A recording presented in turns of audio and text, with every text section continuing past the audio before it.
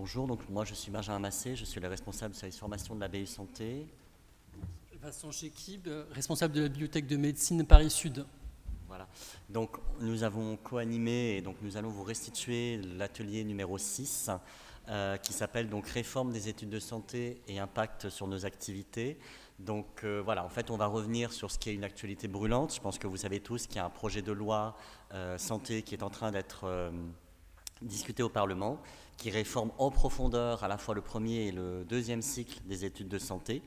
Et donc on a voulu faire d'une part faire un point d'information et voir entre nous qu'est-ce qu'on sait actuellement des conséquences que ça peut avoir lieu, et donc discuter également de toutes les implications, tout ce qui est notamment en termes de politique documentaire, formation des usagers, voilà. Donc on a commencé par faire un point sur le premier cycle. J'arrive pas à passer. Alors, donc le projet de loi santé, il réforme beaucoup de choses. Il a pour objectif de lutter contre les déserts médicaux. Et une des principales mesures, c'est la suppression du numerus clausus, donc, qui avait été créé en 1971. Et donc le passage du numerus clausus à ce qu'on appelle un numerus apertus, c'est-à-dire que ce seront désormais les universités, les facultés de médecine qui vont fixer le nombre d'étudiants qu'elles vont former en accord avec la politique du territoire définie par les ARS et définie par l'État globalement.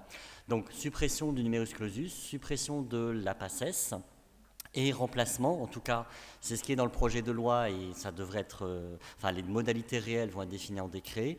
Remplacement donc par deux moyens d'accès aux études de santé, alors qui deviennent les études MOP, médecine, maïeutique, odontologie et pharmacie, voilà.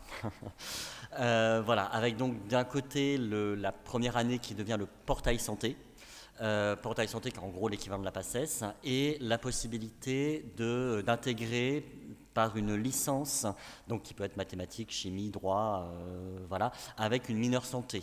Alors le gouvernement veut d'une part augmenter le nombre de médecins, donc c'est une volonté de lutter contre les déserts médicaux, c'est aussi une volonté de modifier, de diversifier les profils, puisqu'on reproche beaucoup à la PACES de ne former que des scientifiques. Voilà, donc le principal écueil qu'on a eu l'occasion de discuter entre nous, c'est que, est-ce que ce n'est pas une illusion, la réalité, il y a la réalité des capacités des universités à accueillir les étudiants dans des amphithéâtres, la capacité des lieux de stage à l'hôpital, chez les médecins libéraux, la capacité d'encadrement de la part des PUPH. Donc voilà, il y a peut-être d'une part, il y a le côté affichage, et de côté, il y a la réalité. On sait qu'aujourd'hui, la PACES, vous avez plusieurs amphis avec le professeur qui fait son cours dans un amphi et il est projeté en direct dans les autres amphis. Donc voilà, donc réforme ambitieuse. Le risque aussi de venir à la PACES bis, donc c'est pour ça que le portail santé est contingenté, si je puis dire, à 60% des places. Et puis la réalité des licences à mineur santé, enfin tout ça reste très flou. On passe à la réforme du second cycle. Donc après la suppression du numerus clausus, c'est la suppression de l'ECN. Donc la pire chose qui existe, d'après le professeur Dubois-Randé, qui était à l'époque le doyen, le président de l'ensemble des doyens de faculté de médecine. Remplacé donc par 3 notes, un test des connaissances, donc non plus en 6e année, mais en 5e année. Une évaluation des compétences cliniques et relationnelles, et la prise en cours du parcours de l'étudiant. Donc si le parcours a fait du tutorat, si l'étudiant a fait du tutorat, des stages à l'étranger, un double cursus, voilà. Donc réforme de l'évaluation, mais également réforme du programme, des modes d'évaluation, la fin du tout QCM, le passage au croc, voilà, les questions à réponse courtes. Et les TCS, voilà, et les ECOS pour également évaluer les compétences cliniques. Voilà. Et à la fin, il y aura un matching pour le choix de la spécialité. Et toujours dans les réformes, donc un mouvement de fond qui a déjà été évoqué par le premier atelier, l'universitarisation, donc qui existe depuis un certain nombre d'années, qui s'accélère, avec donc, alors là on a constaté une situation qui est très hétérogène, avec donc l'intégration progressive des sages-femmes et des études paramédicales, les kinés, les orthophonistes, les psychomotriciens, les infirmiers, voilà, dans le giron de l'université, avec la volonté de développer des nouveaux métiers. On a parlé des infirmiers en pratique avancée, de développer la recherche, des enseignants-chercheurs. Voilà, tout ça a des conséquences non négligeables sur nos activités.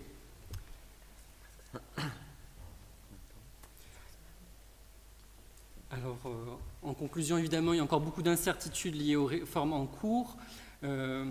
On ne sait pas encore si on aura dans nos établissements une augmentation du nombre d'étudiants dans ces filières MOP. On est par contre déjà impacté par les nouveaux publics paramédicaux dans nos BU, et cela à moyens constants. Donc là aussi une incertitude, est-ce qu'il y aura des budgets supplémentaires, des moyens humains pour accueillir et développer une offre. Ces réformes, comme tu l'as dit, vont entraîner des modifications des enseignements, des connaissances et des compétences et de leur évaluation. Il y aura un impact aussi sur les enseignants-chercheurs, les formateurs non universitaires. Ils auront besoin de formation de formateurs, et ça sera aussi l'occasion pour nous de tisser des liens, entre autres en matière de postdoc. Évidemment, ces réformes vont avoir de gros impacts, risquent d'avoir des impacts sur les collections papier, comme ça a été le cas avec la réforme qu'a mis en place la PACES. Et il se peut aussi qu'il y ait un report des acquisitions vers la DOQELEC, vers un besoin accru de DOQELEC, un besoin accru aussi de documentation sur les compétences cliniques et la documentation paramédicale, c'est déjà le cas. Et donc aussi un impact en matière de négociation couperet. Et donc on ne peut que rejoindre en fait les conclusions de l'atelier sur l'universitarisation, sur la nécessité d'un besoin de partenariat BU et documentalistes d'écoles paramédicales. Et en tout cas le nombre d'inscrits à cet atelier montre qu'il y a un vrai besoin de partage de veille et de réflexion. Et j'espère que ça pourra se poursuivre via Twitter, via d'autres canaux ou une prochaine JNBDS.